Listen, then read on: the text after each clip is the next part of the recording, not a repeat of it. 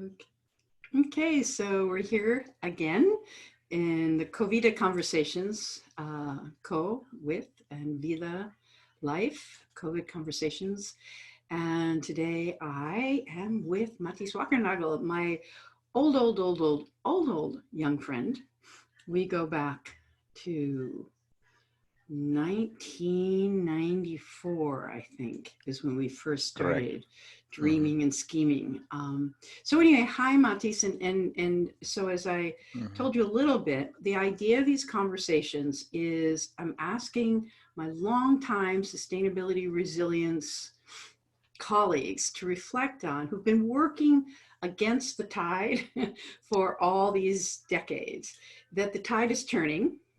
There's an upwelling from the ocean.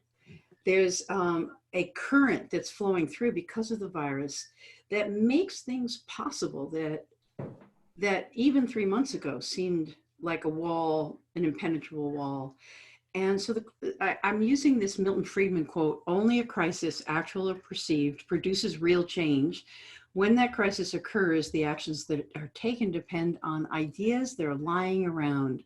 So what do you see upwelling and that we can cause to be an idea that's lying around? So when the pandemic subsides, if and when it subsides, this will be something that's visible. So would you just introduce yourself to my friends out there in CoVida land and then talk to that question a bit, whatever you want to say.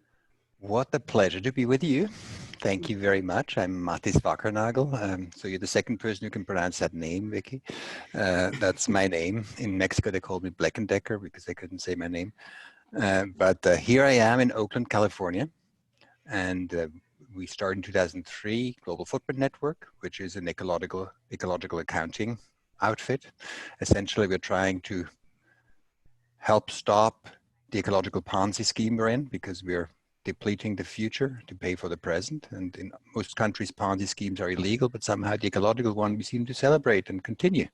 So we are using rigorous accounting to basically show to what extent this Ponzi scheme is hurting us. And that's what we do.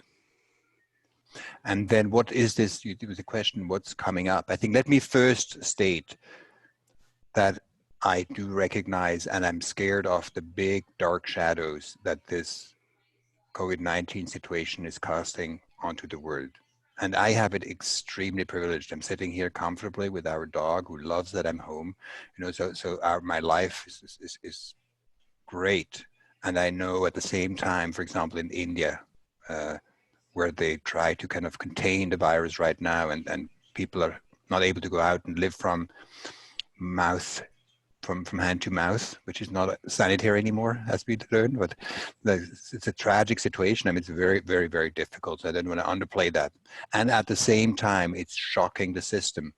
And there are things coming forward that we wouldn't have believed before. And in some ways, it's like the bad science fiction stories that came out like before that said, oh, if an alien landed on the planet and then suddenly we can all get together and we are one humanity. And that's going to be the solution to the problems. And it has happened. The aliens have landed. So to say, we can't see them. They're very small. And the world is upside down.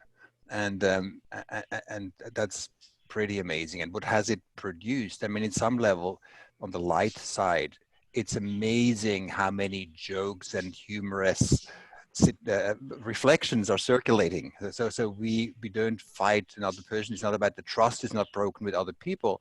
It's rather that actually together we are facing something, and so we can laugh about it as well. And it's kind of a certain lightheartedness about it. I talked with my son who's 19, and he's bummed being at home. You know, I mean, we love each other and all that, but at that age, you want to go out in the world. And we reflect upon it and said, oh, in other ages like World War I, World War II, people his age, men his age, were just sent to the war. You know, so that's kind of our challenge here. So in some levels, it's kind of an amazing opportunity.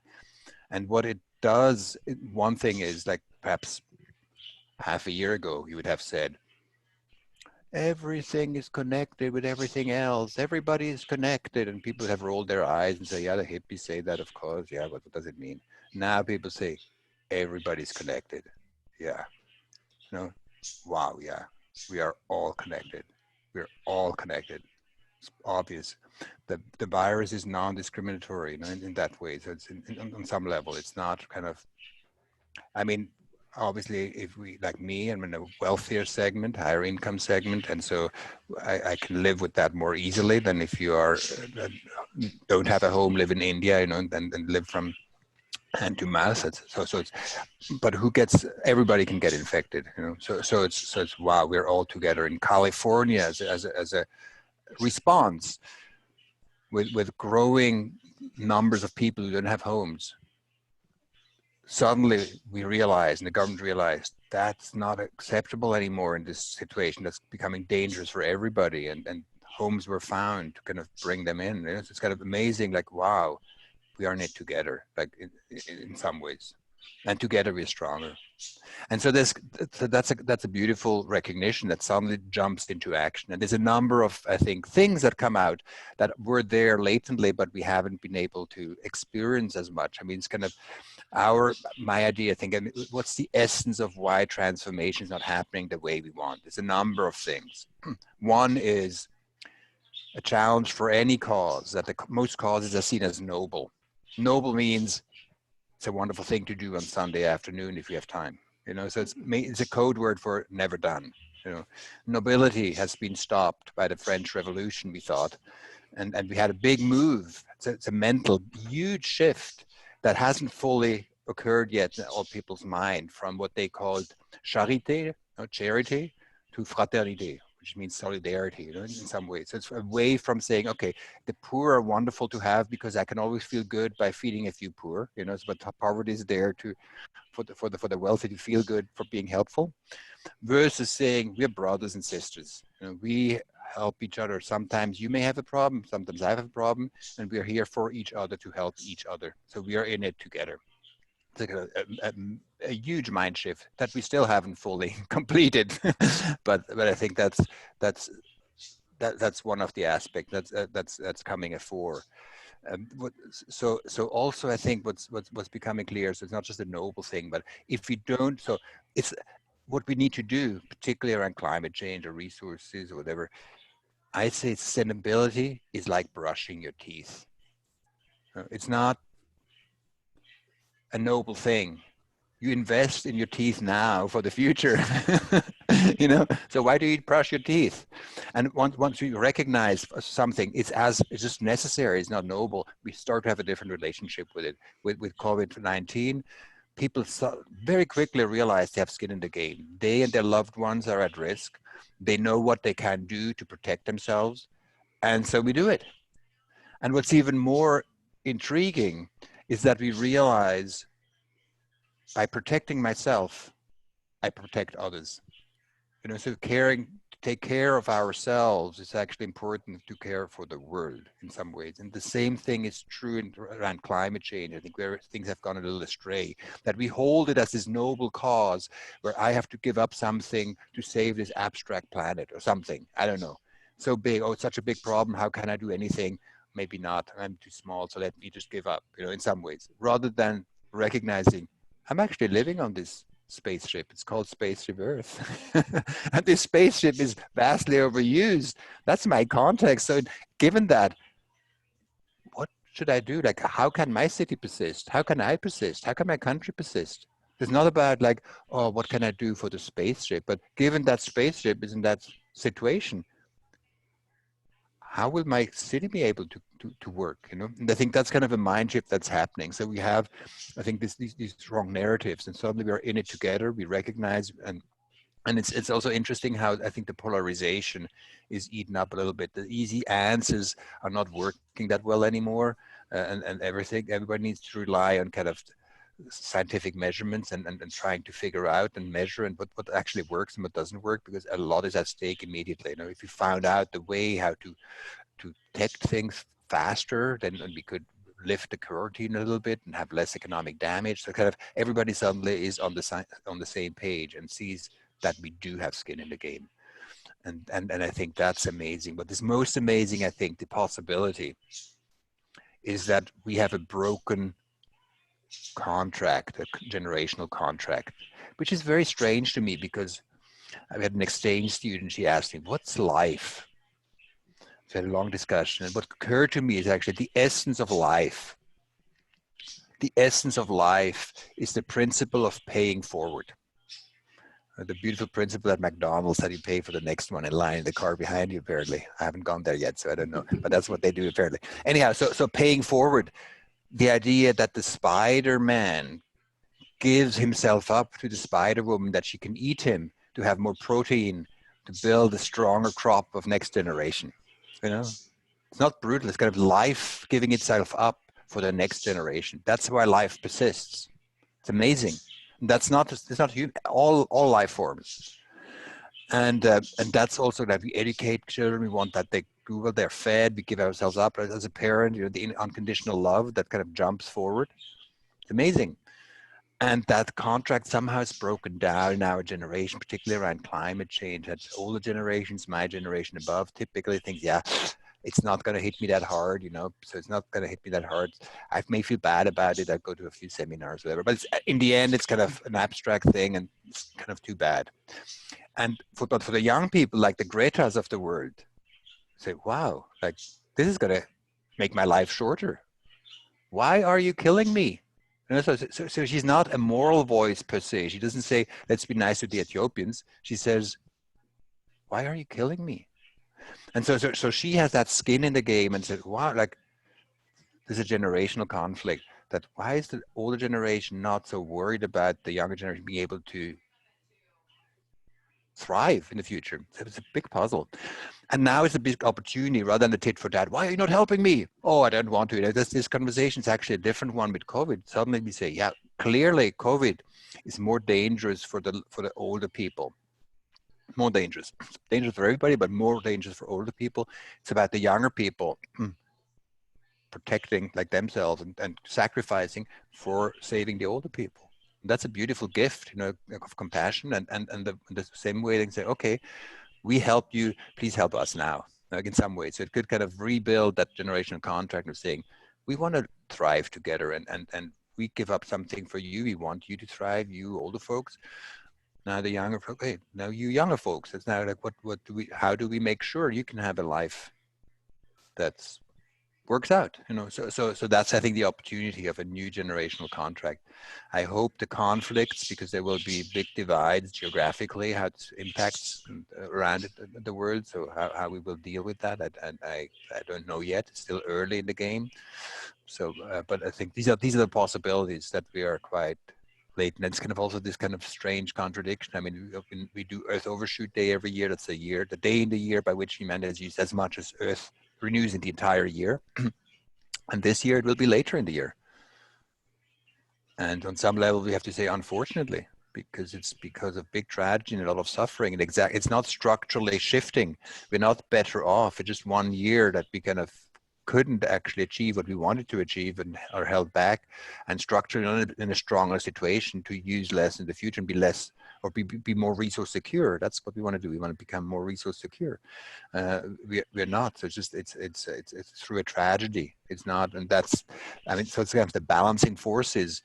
There's always balancing forces, and the question is, do we choose the best balancing force that suits us best, or are we letting them impose? Are we moving by design, or are we moving by disaster? Are we letting disaster win the day? You know, so, and that's a big question. And the beauty of how people come together, that we can bring humor and compassion and together, is fantastic. And we're in such better situation than, for example, in the influenza 1990, 1918 or 1819, where the physical distancing also truly led to social distancing. And people felt horrible about kind of the selfishness in the game and how they couldn't engage and so horrible that it was forgotten in the cultural history of the United States, you know, as a story. And here now, thanks to like what we do now, Zoom calls or Skype or all kinds of video platforms and telephones and everything, we can stay in communication. My 90-year-old mother, I mean, she now calls. She calls all her friends, and she only gets to have cook her lunch at 4 o'clock in the afternoon because she's so busy calling her friends. and which is wonderful. And I hear from other like older friends of mine and family, like some that, wow, we had conversations that I never had before, you know. So and from people that I saw more kind of as a bit perhaps like quite enjoying the privilege to say in some ways, and then suddenly recognize the privilege they have and becoming far more compassionate through that. So there's beautiful sides to it that come out in people. It shows the beauty and the potential, because we have all sides. We have the side to hate and to love and everything, and it's a question of which sides can we emphasize more and bring forward, and the compassion and kind of that love is the answer in the end, you know. So and that's kind of, I think there's opportunity for that to play that out, and that's hopefully will leave a positive legacy with all the shadows, which I'm going to recognize again. I mean, they are there, and they're not to be diminished. Yeah. Wow. Yeah, one of the things you said is there's two things I want to just ask for you to reflect on a little bit more before we have to sign off. We never sign off. We never sign off. No, we never sign off. No, we are always together. Yeah. For those of you watching, Mathis and I are like best friends. Yeah. In addition Actually, to our other Vicki married me. Vicki married me. I did. But I'm not married to Vicki. So how does that work? Bigger. Yeah, exactly. Anyway, so two things, and they're actually related. I think one of the big discoveries that's happening now for people is how much they can live without. They can live without air travel. They can live without going to the office. I mean, as you say, the privilege to, you know, who are being able to carry on their lives because they have, you know, connections via Zoom, Skype, phone, etc. You know, there's people who are like my brother, his family likes going out to restaurants. And so he drops like a couple $1,000s a month on taking his family out to restaurants. And now they're not going out to restaurants. They're taking walks, and he's cooking dinner, and he thinks he's a better chef than any restaurant he's ever gone to. And he wants to continue. So, so he's discovering that he doesn't actually need as much money for even better life. You know, sort of a your money or your life moment. People are discovering that they can live without an awful lot of stuff that they thought were necessary. And also with, you know, I mean, it's difficult times, but those people who are experiencing a contraction, who have enough stability, are discovering, you know, I didn't really need that, you know, whatever it was.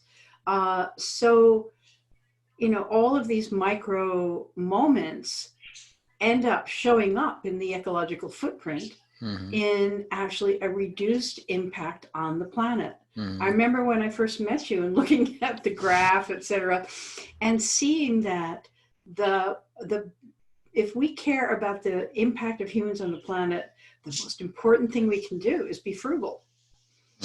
Because people with fewer financial resources, I mean, yes, they might have habits that are bad, but by and large, they have less opportunity for negative impact. So it's ironic. And you say, oh, well, it's Earth Overshoot Day is going to be later this year because of the economic contraction.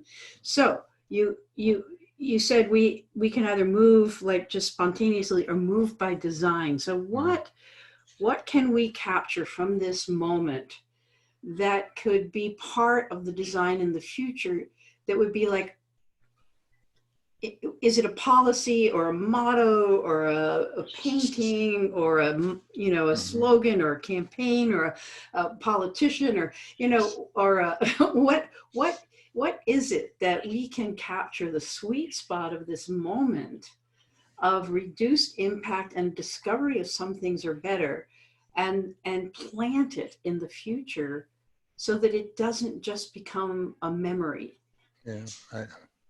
A lot happens in our head. Actually, most everything happens in our head. And so I haven't experienced, I'm in a very privileged situation where like I don't have to worry immediately, you know. So I mean, and there are people around the world, but and when you live from hand to mouth immediately, or you need that paycheck, otherwise it's hard to, you don't know how to pay the rent and all these kind of things. It's horrifying. So it's kind of the living in that anxiety. So I want to acknowledge that. So I'm lucky enough that it's not immediately I think, oh my God, I won't be able to buy food tomorrow.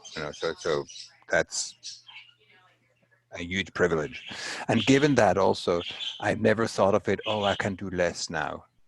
It's like a little bit of an adventure that I'm on. Like, so, wow, it's so different. It's so, am I like on vacation? I'm like home. It's like staycation at home, or, oh, my son has come home now. Oh, so nice. Or like, it's a very, like, it's so different. It's so much richer.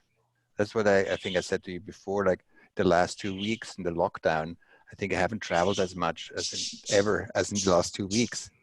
In my mind, of course, so it's just, I've been so rich. So I can't point to, oh my God, I cannot fly, whatever. You know what I mean? So even though I planned Right. actually to go on a trip, it doesn't have that experience. It's like most experiences, how interpreted can be so different. Like, for example, some people love to free climb El Capitan, so they think that's the greatest thing ever.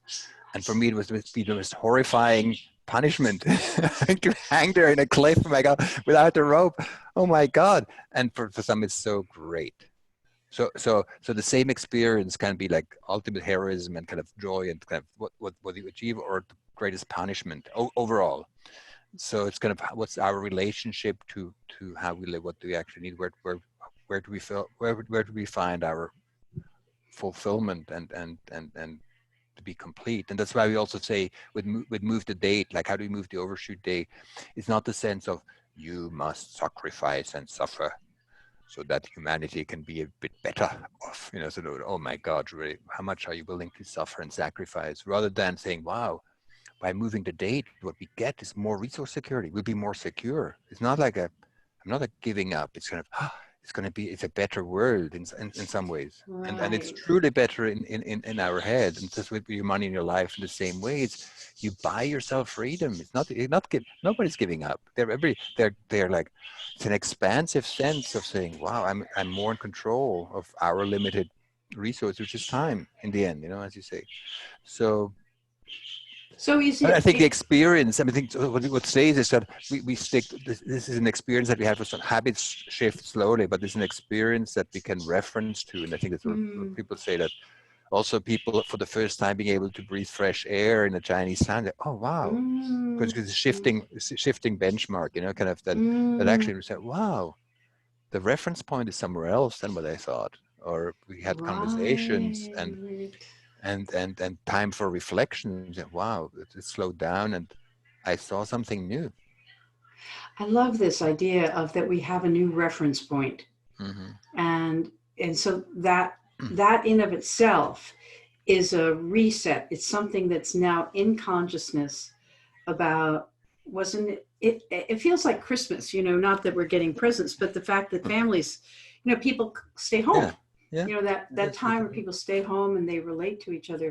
So not to idolize that, because as you say, there's many people who are suffering in this moment, but to anchor the reference points, the fresh air, the birds singing, the pleasure in one another's company, the mutual aid, that you wake up in the morning, you think, how can I help my neighbors? We don't, just to repeat the pleasure of these. my son is home.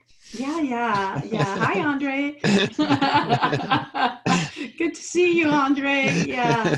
So the pleasure of our company, the pleasure of, and the company of nature and the company of the skies and the fresh air.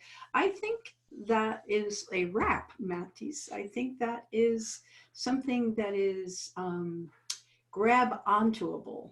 And that's a good word. yeah, and that we can remember. It's sort of like in the, when everything was business as usual, we felt there was no choice. There was business as usual, or we could have business as usual. But this is introduced is that we have a choice in some It's so small interesting. way, Yeah. that we have another reference point. We have the reference point of overwork and busy and having more money, but somehow more debt, and bigger house, but more In some ways, responsibility. that's a strange thing with the lockdown. There's a strange perverse for me, a sense of more freedom, because before I was caught in my habits, kind of this, and suddenly you have to kind of reorganize your habits. what's the normal in that lockdown then?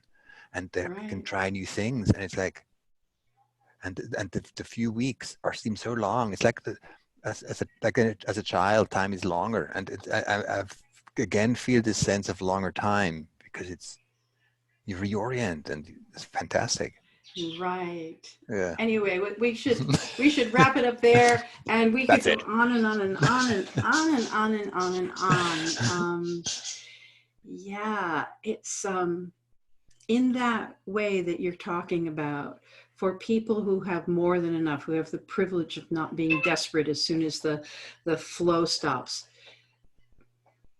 We get, this is like a spiritual retreat. People have talked about this as being a rite of passage, and I think in some way climate change is a rite of passage, of recognizing that that we've been childish in relation to the resources of the planet. But this is like this, for at very least for some people, is having that effect of a spiritual retreat, in the sense that you start to notice your patterns and question your patterns, and you start to see deeper into what you're doing and why, and what matters to you.